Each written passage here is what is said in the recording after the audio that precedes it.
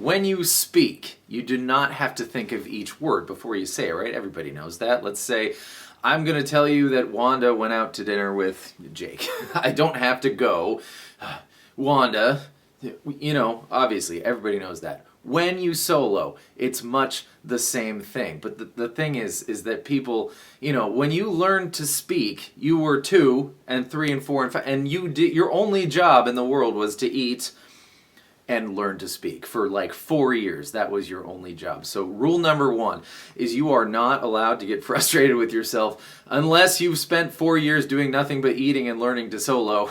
If you're not making the progress that you feel you should be making, clearly learning to solo is not your only job. The other point of this is to say that when we learn to solo, the notes are like syllables, and the moves, the couple notes together to make a thing, I call them moves, are like the words and phrases. And if you put a bunch of those together with some, like non-special words like it and the and his, then you make sentences. So you learn a bunch of syllables that make up a bunch of moves that go together with some filler stuff to make sentences, to make paragraphs. Of course, you could memorize your favorite poem, right, because you really like it. You can memorize your favorite solo because you really like it, and that will give you some style. You won't do it verbatim in one of your solos, but it will be helpful. So in this series, we are going to learn syllables, moves, and, some solos that we particularly like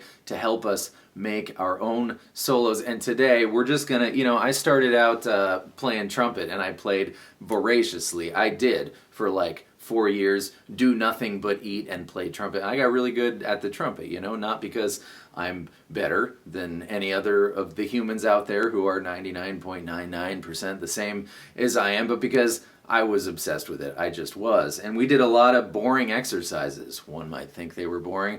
I didn't think they were boring, like scale arpeggios, and we're going to do stuff like that here, but in little tiny bits, so it doesn't become daunting. Today is no exception. We're going to learn one thing that's kind of like a move, kind of like a scale exercise. I like to call it 3 up, 1 back. And without any further ado, here we go with 3 up, 1 back.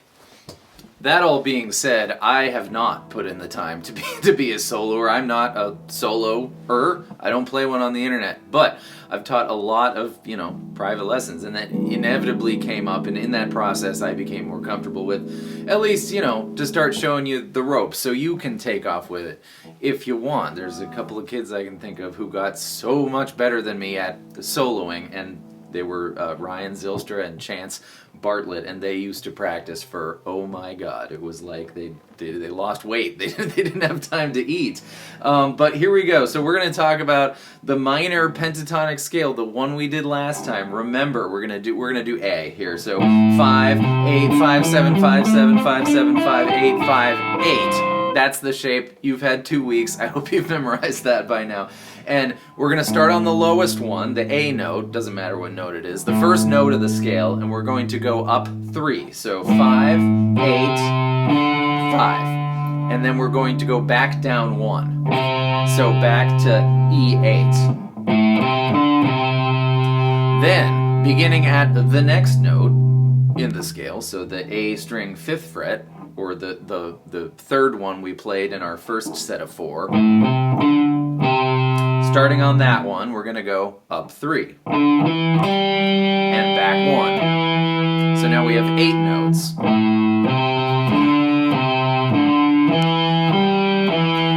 Same exact thing, starting on the third note from the previous set of 4, or the highest one we've touched so far, up 3, back 1, then back to that G string 5th fret, end up on G7. Now we're going to start on B5, 8, E5, B8, and we're going to run out of notes, but I'll give you an extra one so you can complete the thing, with satisfaction, with internal satisfaction. So E5, 8, and then that note is in our pentatonic scale. We just haven't talked about it yet. 10th fret of the baby E string, or 2 frets higher than the highest note of whatever key you're in. And back down to E8. And when you put all that together nice and slow.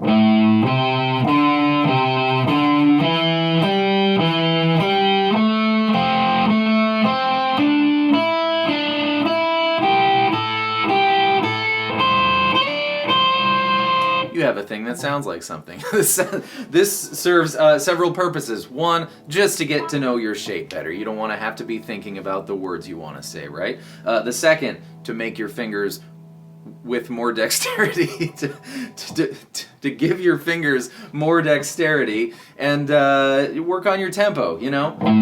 Use a metronome. Start slow.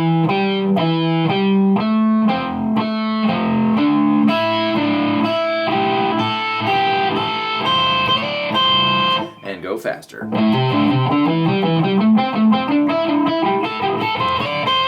Until you don't even have to think about it, till you can do it hanging upside down in a cave at midnight. Yeah. And the other thing about it is you can take a move. We have not talked about, this is the first talking of move, but you can take a move out of that. You don't want to do the whole thing, but let's say you're doing a solo with some, you know, nonsense words, his, it, and then.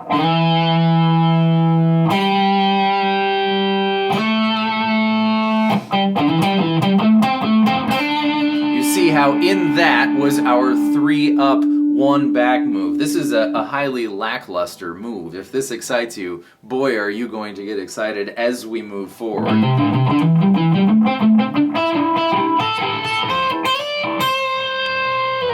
Yeah, 3 up, 1 back. Memorize it. Of course, it could go in any key, so you know, if you need to know what key a song is, go watch the Let's Learn Music Theory, or just Google it. I wonder if you can Google what key songs are in. I want to check. I just Googled Sweet Home Alabama key signature and got this back. Most guitarists would say that Sweet Home Alabama is in the key of D because it starts on a D, but since the music spends most of the time on the G chord, it's really the G chord that's the tonal center, called the tonic, of the song. For this reason, most of the guitar solos are based in the G major pentatonic. 2 points. Yeah, it's in the key of G because it's got a D. Let's learn music theory, people. It's got a D and a C, right, and a G. And our key of D is D, E minor, F sharp minor, G, A.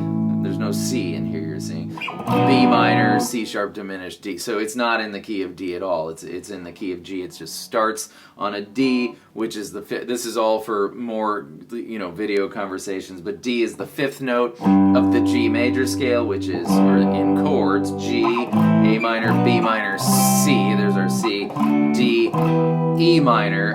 So it's like it's in D Mixolydian, which is in the key of G. So the second point, and the simple point, is that we haven't learned the major pentatonic, right? We've only learned the minor, so you need to go, for instance, in this song, if you're given the major key, you need to go to the relative minor, and go watch the Let's Learn Music Theory videos on this, but the relative minor is always located 3 frets below the major in question. So G, right here on the 3rd fret of the E string, F sharp, F, E. 1, 2, 3. Lower than G is E minor, so you would use the minor pentatonic, which is the one we're talking about, on the 12th fret.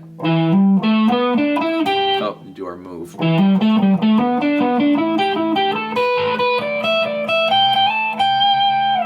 For Sweet Home Alabama, for instance, or on the open fret, because this is one of the cool things about the E minor pentatonic scale, is that the open strings are all notes in the E minor pentatonic scale. Open 3, open 2, open 2, open 2, open 3, open 3, or our little exercise for today.